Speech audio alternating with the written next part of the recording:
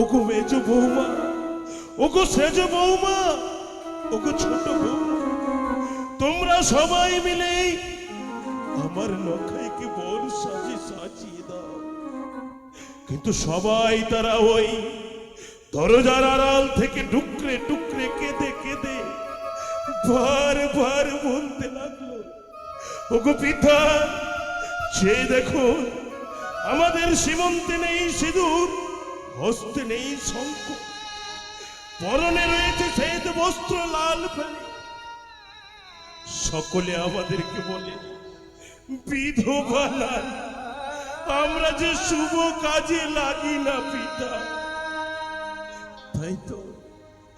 তাই তো আমি তাদের কাছ থেকে ধীরে ধীরে এগিয়ে গেলাম আমার একমাত্র অর্থাঙ্গিনী সহধর্মিনী ভক্তিমতী মহারানী সনকার কাছে গিয়ে বললাম, ওগো সোনাই, ওগো সনকা, আজ যে তোমার পুত্র লখাইয়ের শুভ বিবাহ, তুমি একবার সুন্দর করে লখাইকে বর সাজিয়ে দাও না। কিন্তু সেও বলল, ওগো স্বামী, ওগো প্রাণের দেবতা, আমি এক এক করে 6টি পুত্র সন্তানকে বর সাজিয়ে দিয়েছিলাম, কেউ তারা আমাকে মা বলে ডাকে। আমি পারবো না স্বামী, আমি লখাইকে ওই বর সাজিয়ে দিতে পারবো না। তাই তো শেষ পর্যন্ত আমি নিজেই পিতা হয়ে লখাইকে বর সাজিয়ে দিতে চলেছি। কিন্তু বাছা আমার হঠাৎ করে যেন কাঁদতে কাঁদতে পালিয়ে গেল। ওগো চম্পকবাসী, বলো না, তোমরা কি কেউ দেখেছো আমার সোনার মানিক লখাইকে? তার যে আজ শুভ পরিণাম, তাকে যে বর সাজিয়ে নিয়ে যাবো এই উজানি নগরে। তাই তো একবার যদি আমি করণ কণ্ঠস্বর দিয়ে লখাইকে ডাক দিই, সে নিশ্চয় আমার ডাক শুনে ছুটে আসবে পিতা পিতা বলে। তাই তো আয়নারে বাছা, ছুটে আয়, লখাই, লখাই।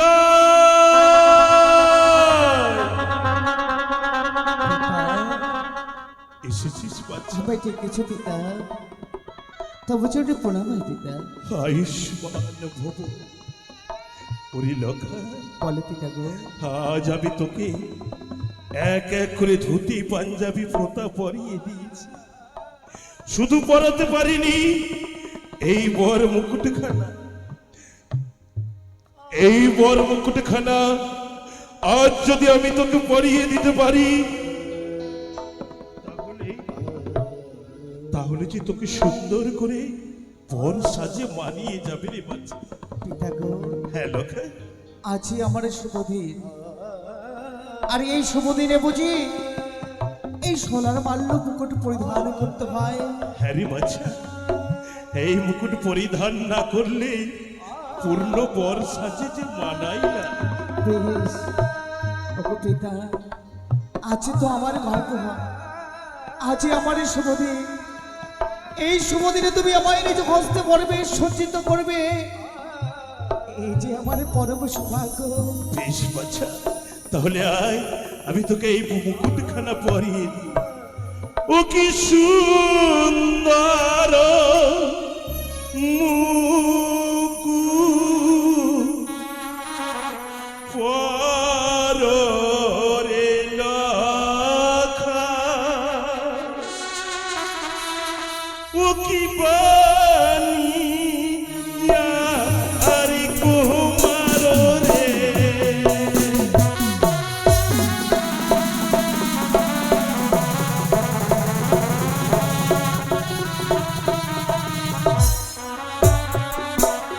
জানিস বাচ্চা, এই মুকুট পরিয়ে আমি তোকে কোথায় নিয়ে আমাকে যাব? কোথায় নিয়ে যাবে পিতা গো?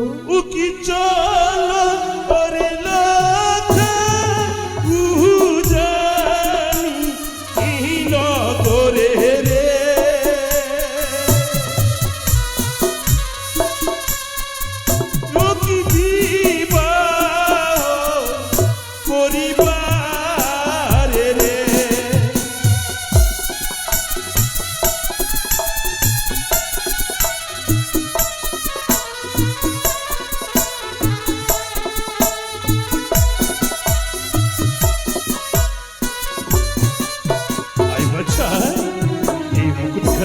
তোকে পরিয়ে না! কেন রে বাচ্চা না, পিতা না। আজ কেন তুই এই মুকুট পরিধান করবি না? ওই মুকুট কেন তুমি আমার স্বর্ণমুখী নিয়ে এসো না গো পিতা। কেন কেন? ও যে মস্তকে মুকুট না পরাগো পিতা, ও গো পিতা সদা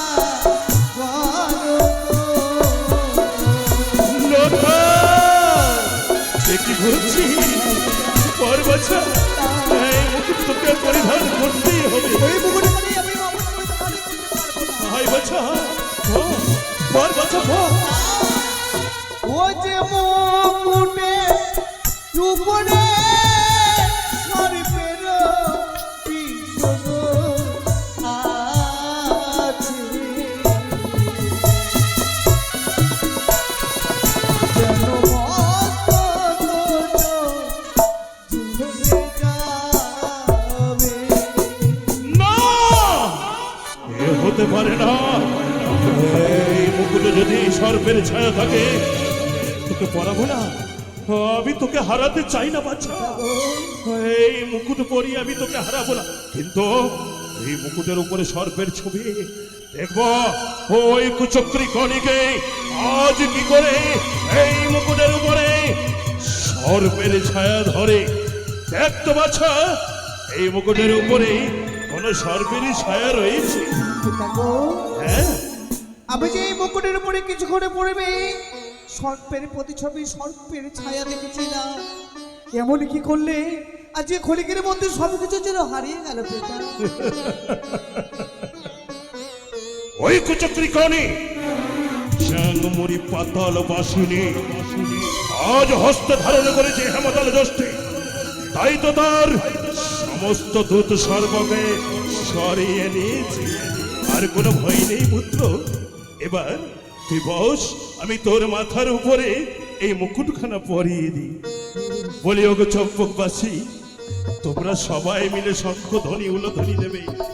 আমার লখাইকে আজ আমি সুন্দর করে বর মুকুট পরাতে চলেছি, তাই তোমরা সকলে উলধ্বনি দাও। জয় জয় মা ভবানীর জয়, মা শিবানীর জয়।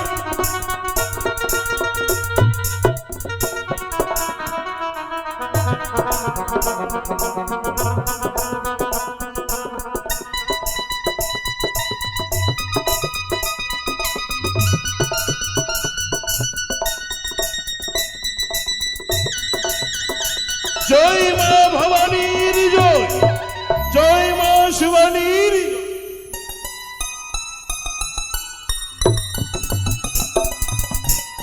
তুক্কা তুক্কা তুক্কা। ওরে বাছা, আজ তোকে কত সুন্দর মানিয়েছে জানিস? আজ তোকে দেখে কেমন মনে হয়? কেমন মনে হচ্ছে পিতা? তোকে আজ দেখে মনে হয় ওই অযোধ্যা পরিত্যাগ করে স্বয়ং রামচন্দ্র ভগবান আজ ছুটে এসেছে এই চম্পক ভূমিতে, আজ রামচন্দ্র রূপে। না না পিতা না, আমি অযোধ্যার রামচন্দ্র হতে চাই না, আমি শ্রী রামচন্দ্র ভগবান হতে চাই না পিতা।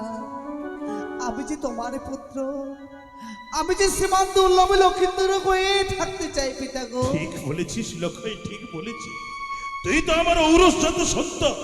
আমার বড় গর্ব অনুভব মনে হয় আজ ওই বৈকুণ্ঠপতি নারায়ণের মতো ভগবানের মতো এক পুত্র সন্তান পেয়েছি, যে আমার পুত্র দুর্লভ লক্ষিন্দর। তাই বলি লখাই, বলো পিতা। এই শুভ কাজে গেলেই ওই গর্ভধারিণী জননীর আশীর্বাদ যদি মস্তকে ধারণ না করা যায়, মঙ্গল হয় না রে বাচ্চা।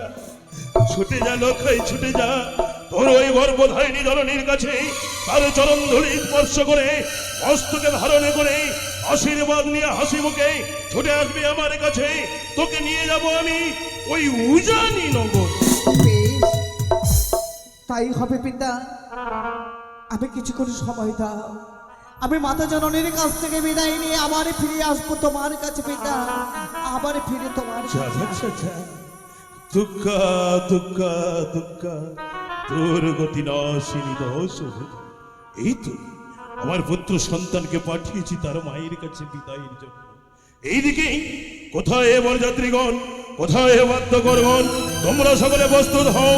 এবার আমরা এই চম্পক পরিত্যাগ করে যাত্রা করব ওই উজানি ভিমুখে।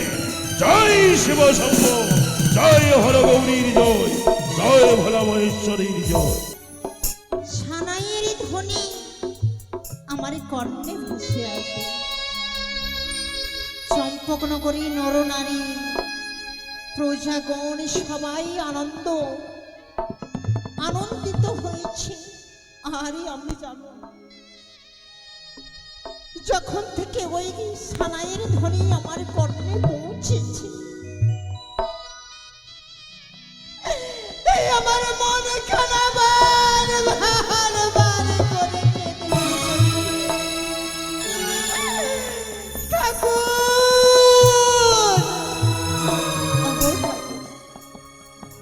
এইভাবে করে এক এক করে 6 পুত্রর বিবাহ দিয়ে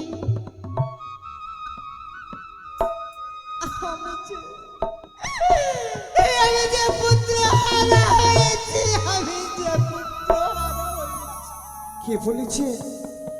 কে বলেছে তুমি পুত্র হারা মা? আমি তো তোমার পুত্র। দেখো না, আমি যে তোমার লখাই মা।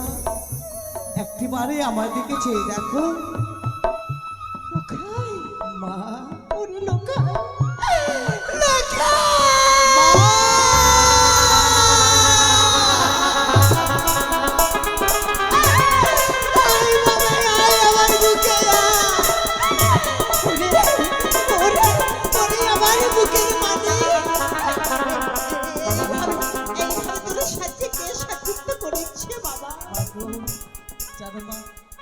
এই পরিবেশ আমি সাজতে চাইনি, এই পরিবেশ আমি পরিধান করতে চাইনি। জানো মা, পিতাই আমায় জোরপূর্বক করে এই পরিবেশ সজ্জিত করে দিয়েছে। আর কি বলেছে জানো মা? কি বলেছে? বলেছে ওরে লখাই, ছুটে যা তোরে গর্ভধারিণী জননীর কাছে। কেন? গর্ভধারিণী জননীর কাছ থেকে তুই একটিবারে বিদায় নিয়ে আয়। বিদায়? ওরে লোকাই, এমন কথা বলিস না, এমন কথা বলিস না লোকাই। বলতো বাবা ভাই, কোন বিদায়ের কথা? হেন সাজিত্ব করেছে, আমি তোরা নয়ন ভরে দর্শন করতে পারি না। ভুলে ফেল লোকাই, ভুলে ফেল। আমি তোরা দেখতে পারবো না লোকাই, আমি তোরে কোথাও যেতে দেব না। মাগো, তুমি অমনি করে পরিবেশ খুলে ফেললে। একটিবারে চেয়ে দেখেছো, ওই অদরে চেয়ে দেখো, শত শত বরযাত্রীগণের সঙ্গে রয়েছে বাদ্যগণ, আরো রয়েছে মোরে পিতা। সবই তারা মোড়ে খেয়ে বসে আছে মা। তাই তুমি আমায় বিদায় করো মাগো। পারি না পিতৃবাক্য লঙ্ঘন করতে বলে ছুটে এসেছি আমি তোমার কাছে বিদায় নিতে। তুমি আমায় দু হাতে তুলে আশীর্বাদ করে আমায় তুমি বিদায় করে দেবে মা। আমি শুধু এক জিনিসের জন্য তোমাকে ছেড়ে চলে যাব মা গো। দেবে না? আমার মনেকে যত বোঝাতে চায়, কে যেন বলে সোনিকা, তোমার লোকাইকে বিদায় দিও না। আমি তোরে বিদায় দিতে পারবো না বাবা। মাগো তোমায় ছেড়ে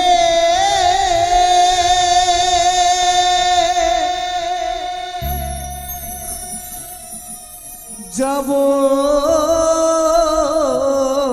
মাগো, মাগো ওই নাই ও যা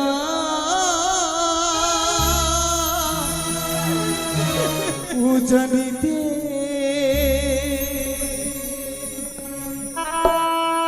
মাগো তোমায় ছেড়ে যাব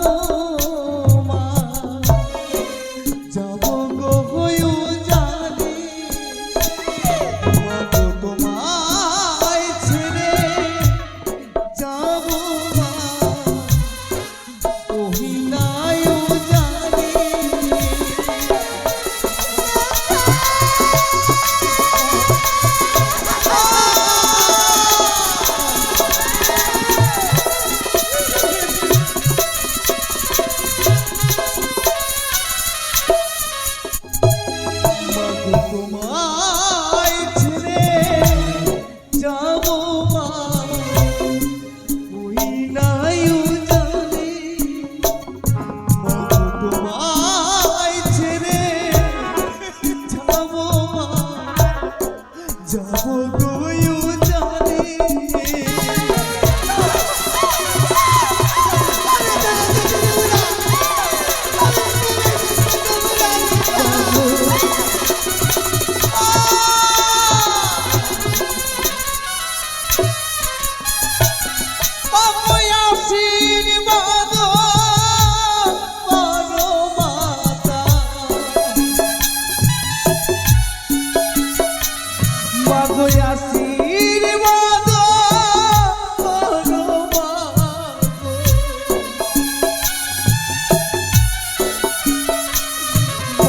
যেন ফিরে আসি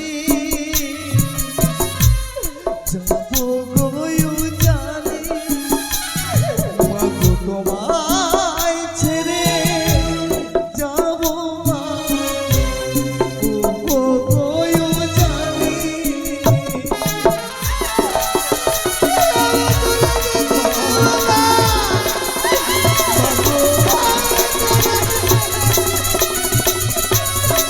আমি তো তোমায় ছেড়ে আজকে অনেক দূরে চলে বাবু চরণ ধুলি দিয়ে মাগো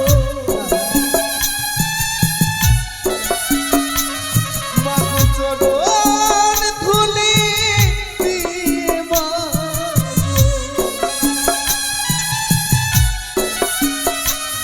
মাগো দেবে বিদায় মোরে যাবো গো জানি মাগো তোমায় ছেড়ে যাবো মা পাগো করিতে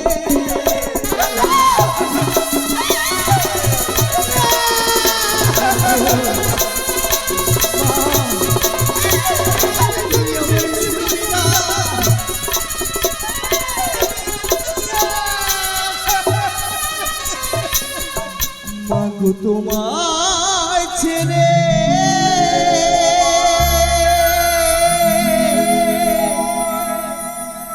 যাব মাগো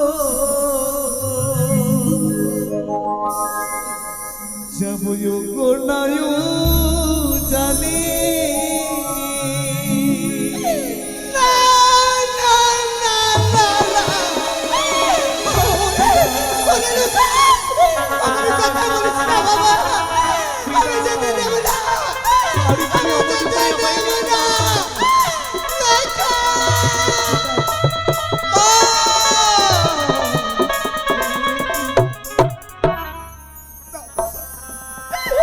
জানিস বাবা, জানিস কোনো মা কোনোদিন সন্তানের অমঙ্গল চাই না বাবা। মাগো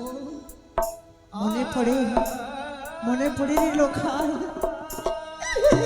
এইভাবে এক এক করে 6 পুত্রকে সাজিত করে আমি যে সন্তানে হারা হয়েছি, অবশেষে কি আমি তোরে পেয়ে আমি তোরে হারাতে চাই না লোখায়, আমি তোরে হারাতে চাই না। আমি তো তোমায় ছেড়ে চিরদিনের মতো যাচ্ছি রে। শুধু এক জিনিসের জন্য তোমায় ছেড়ে, কিন্তু জানো মা তোমায় ছেড়ে যেতে আমার একটু মন চায় না। আমার যে বড্ড কষ্ট হয় মা। ওরে লোকা, কিন্তু জানো মা ওই যে আমার পিতার বাক্য যে আমি লঙ্ঘন করতে পারবো না মা। হে বাবা হে, জানি পিতার বাক্যকে লঙ্ঘন করতে পারবে না, কিন্তু জানিস বলো মা।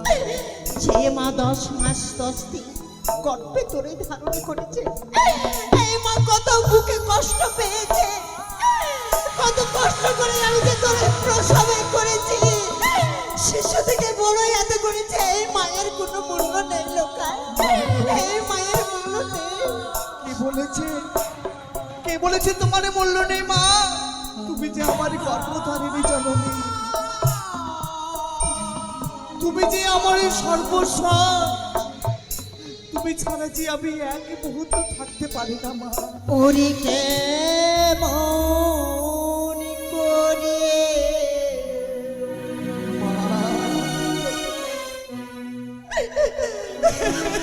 মা দেব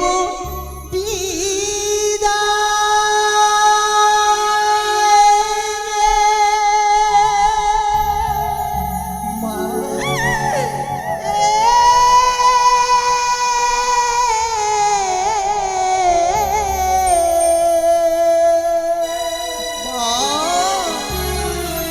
ওরে ওরে লক্ষ্মী আমি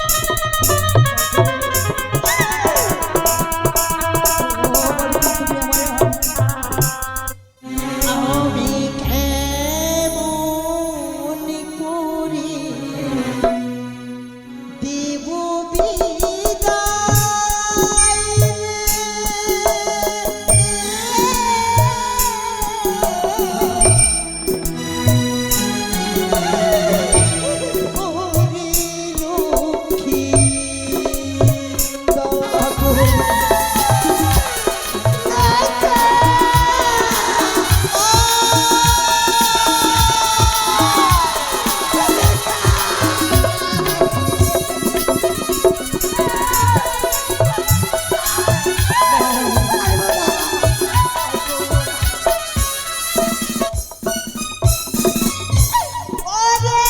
করে দেব জাদু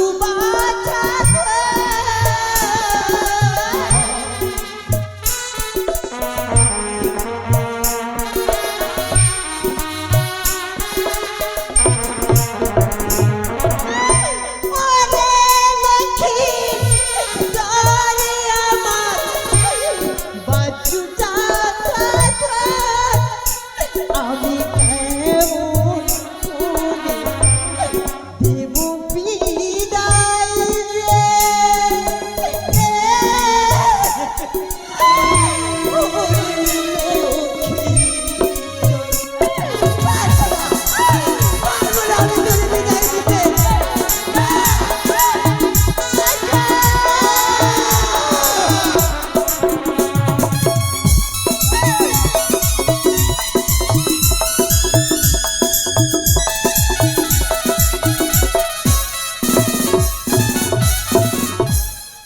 আমি কেমন করে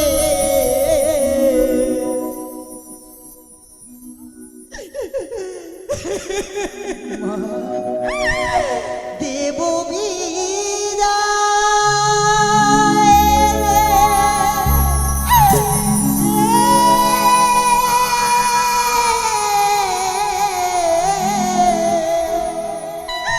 ওরে লক্ষ্মী আই বাবা আই আমি তোরে কোথাও যেতে দেব না আই আমার কোলে বসে না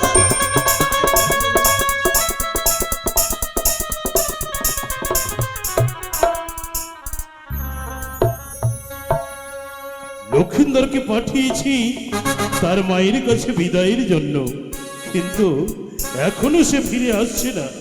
তাই তো আমি তাকে নিজে গিয়ে বিদায় নিয়ে যাব ওই উজানি নগরে।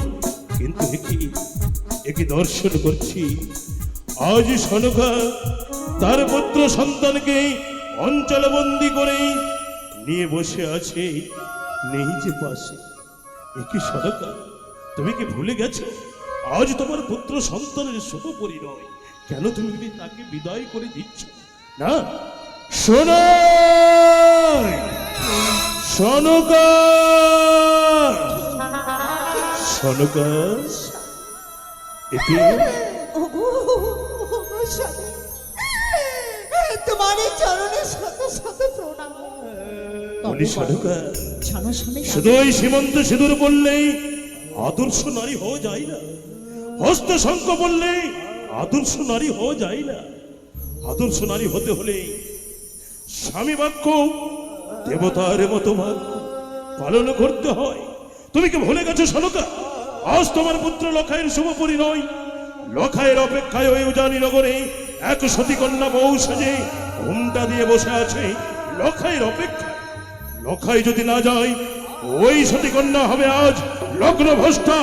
লখাই যদি না যায়, ওই সতী কন্যা হবে সমাজের কলঙ্কিনী নারী। ওই লখাই যদি না যায়, তাহলে সে হবে সমাজের বোঝা। তুমি কি এক নারী হয়ে চাও আর এক নারীর অমঙ্গল? না না গো না, আমি নারী হই এক নারী, আমি পাপের বোঝা হতে চাই না গো। কিন্তু আমার লখাইকে আমি যেতে দেব না। কি বলছো শোনাই? আজ তোমার লখাইকে বিদায় করে দিতে হবে শুধু আজকের নিশির জন্য। আজকের নিশি সে আমার সঙ্গে যাবে ওই উজানি নগরে। তার শুভ পরিণয় সুসম্পন্ন হলে আবার তোমার কাছে ফিরে আসবে। স্বামী, আমি নারী জাতি, তাই দেব দেবই আমার বুকের মানিককে আমি তোমার হস্তে দিলে। বেশ, ওরে আমার তাও শোনো কথা, অনেক বিলম্ব হয়ে গেল। মা লখাই, ওরে লোকা, জানিস বাবা, বলো মা। আমি যদি তোরে এক বিন্দু না দেখতে পাই, এই আমার মনখানে কি বলে লোকাই জানিস? আমার মনখানে যে শুধু কেঁদে কেঁদে উঠে লোকায়। আমি কি করে আমি তোরে বিদায় দেব, কিভাবে অনুমতি দেব? মা, ওগো মা, ওগো পিতা, লখাই, তুমি আমায় একদিনই বলেছিলে ওরে লখাই, মা কাঁদানো ভালো নয়। আচ্ছা বলো না পিতা, আজই আমার এই শুভ দিন। এই শুভ দিনে যদি মাতা নয়ন বাড়ি নিক্ষেপ করে, আমি মাতাকে ছেড়ে কি করে যেতে পারে ওই উজানিতে বিবাহ করতে পিতা গো? সত্যি সনকা, আজ এই বিদায়ের সময় তোমার নয়নে জলে মুছে ফেলো। এই হৃদয়ে পাথর বসে তুমি লক্ষিন্দরকে হাসি মুখে বিদায় করো, সে যেন ভালো করে ফিরে আসতে পারে। তাই হবে স্বামী, মুছে দিলাম নয়নের জল। ওরে লোকা, আয় বাবা আয়, এই বুকে পাথর চাপা দিয়ে আমি তোমারই বাবার হস্তে তুলে দিলাম। বেশ, স্বামী, বলো সনকা। আমার সন্তানকে তুমি আমার হস্তে ফিরিয়ে দিও। অবশ্যই সনকা, আমি তোমায় কথা দিলাম, যেমন করে নিয়ে যাচ্ছি ঠিক তেমনি করে আবার তোমার লখাইকে ফিরিয়ে দেব। কতবার এইভাবে, কতবার এক করে আমি যে সবই কিছু তোমার হস্তে অর্পণ করেছিলাম, তুমি পারুনি আমার কথা। কিন্তু সনকা, সেই সমস্ত কথা ভুলে গিয়ে আজ তুমি লখাইকে হাসি মুখে বিদায় করো। আমি তোমার হস্তে তুলে দিলাম, তবে লোকা, বেশ, মা, লোকা, বিদায় মা। লোকা, সনকা,